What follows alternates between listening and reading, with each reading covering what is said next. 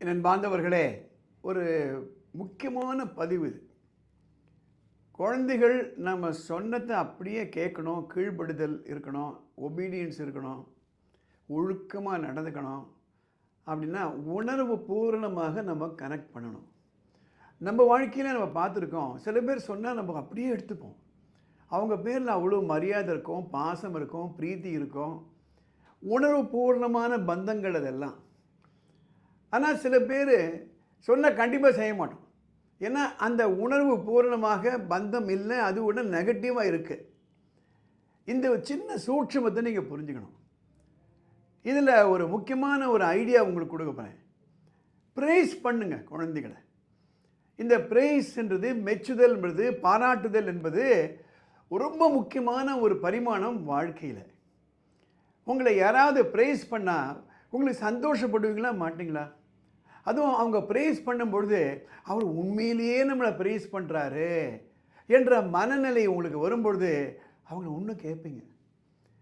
அதே மாதிரி யாரோ ஒருத்தர் சார் உங்களை பற்றி அவர் சொல்லிட்டு இருந்தார் சார், நல்லபடியாக சொல்லிட்டு இருந்தார் சார் அப்படின்னா என்ன சொல்லுவோம்? இன்னும் கொஞ்சம் சொல்லுங்கள், இன்னும் கொஞ்சம் சொல்லுங்கள், கேட்போமா இல்லையா?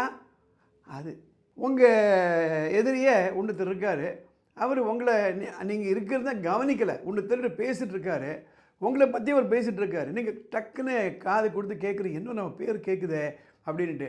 உங்களை பற்றி நல்ல விஷயம் ஒன்று சொல்லிகிட்டு இருக்காரு, அவருக்கு தெரியாது நீங்கள் அங்கே இருக்கீங்கன்னுட்டு, ஆனால் நல்ல விஷயம் சொல்லிகிட்ருக்காரு. அப்போ எவ்வளோ சந்தோஷப்படுவீங்க. இதுதான் நீங்கள் செய்யணும். என்ன செய்யணும் அப்படின்னா, பாராட்டுதல் அல்லது மெச்சுதல், ப்ரைஸிங்கை நீங்கள் 3 விதமாக நீங்கள் கொடுக்க போகிறீங்க. ஒரு வாரத்துக்கு ஒரு 3 நாள் 4 நாள் உங்கள் குழந்தைகள்கிட்ட என்னென்ன நல்ல குணம் இருக்கோ அதில் ஒன்று எடுத்துக்கோங்க. ஒரு உதாரணமாக உங்கள் குழந்தை ஹேண்ட் ரைட்டிங் நல்லா இருக்குன்னு வச்சுக்கோங்களேன். அவரை கூப்பிட்டு, உங்கள் ஹேண்ட் ரைட்டிங் நல்லா இருக்குது, ஏமா உன் ஹேண்ட் ரைட்டிங் பாரு முத்தாக இருக்குமா, எனக்கு கூட அந்த மாதிரி ஹேண்ட் ரைட்டிங் இல்லை, எப்படிம்மா இந்த மாதிரி எல்லாம் உங்களுக்கு வந்துச்சு? அநேகமாக நான் பார்க்குறேன், தினம் காலையில் எழுந்து ஒரு ஹேண்ட் ரைட்டிங் 10 நிமிஷம் எழுதுறிய, அதுதான் நினைக்கிறேன். I am really proud of you. இது ஃபஸ்ட்டு ஸ்டேஜ், நேரடியாக மெச்சுதல். 2வது, யாருன்னா உறவினர்களோ நண்பர்களோ வரும்பொழுது உங்கள் குழந்தை அங்கே இருப்பா, அவளை பார்த்து சொல்லாமல் உங்கள் உறவினர்கள் உங்கள் நண்பர்கள்ட்ட, என்னுடைய டாட்டருடைய ஹேண்ட் ரைட்டிங் பார்த்துருக்கீங்களா, எங்கேயாவது என் பையனோட ஹேண்ட் ரைட்டிங் பார்த்துருக்கீங்களா, அவ்வளோ நல்லா இருக்கும், நானே ஆச்சரியப்பட்டேன், போன வாரம் கூட அவளை கூப்பிட்டு நான் பேசினேன், நான் எப்படி இந்த ஹேண்ட் ரைட்டிங் வந்துச்சுன்னுட்டு.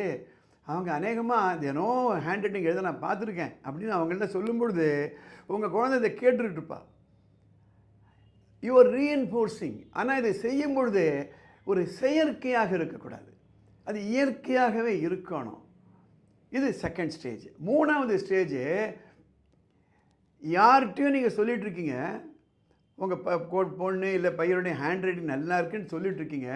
அப்போ உங்கள் குழந்தை அங்கே இல்லை, ஏதோ ஒரு தருணத்தில் ஏதோ ஒரு கான்டெக்ஸ்டில் அவரே உங்கள் பொண்ணுகிட்ட போய் இல்லை உங்கள் பையன்கிட்ட போய் சொல்கிறாங்க, அப்பா போன வாரம் உன்னை பற்றி அவ்வளோ பெருமையாக சொன்னாருங்கம்மா, உங்கள் ஹேண்ட் ரைட்டிங் அவ்வளோ நல்லா இருக்காமே, கொடுங்க பார்க்கலாம். அப்படியா அங்கிள், அப்படியா சொன்னார்? ஆமாண்டா கண்ணா, அப்படி பெருமையாக சொல்லிட்டு இருந்தாங்க, ஆஃபீஸில் எல்லாருடையும் சொல்லிட்டு இருந்தார் அப்படின்னு ப்ரைஸ் பண்ணுங்கள். இது டைரக்டாக, 2வது இன்டைரக்டாக, 3வது வெளியிடத்தில்.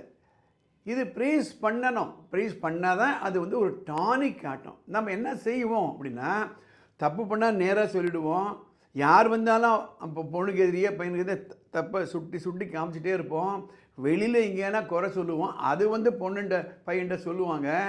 அதுலேருந்து மாறுபட்ட ஒரு அணுகுமுறை. இது செஞ்சு தான் பாருங்களேன். ஆனால் இயற்கையாக இருக்கணும். மீண்டும் சொல்கிறேன், உணர்வு பூரணமான பந்தங்கள் நமக்கு தேவை. அடுத்த எபிசோடில் பார்க்கலாம். இந்த எபிசோட் பிடிச்சிருந்ததுன்னா லைக் பண்ணுங்கள், ஷேர் பண்ணுங்கள். All the best.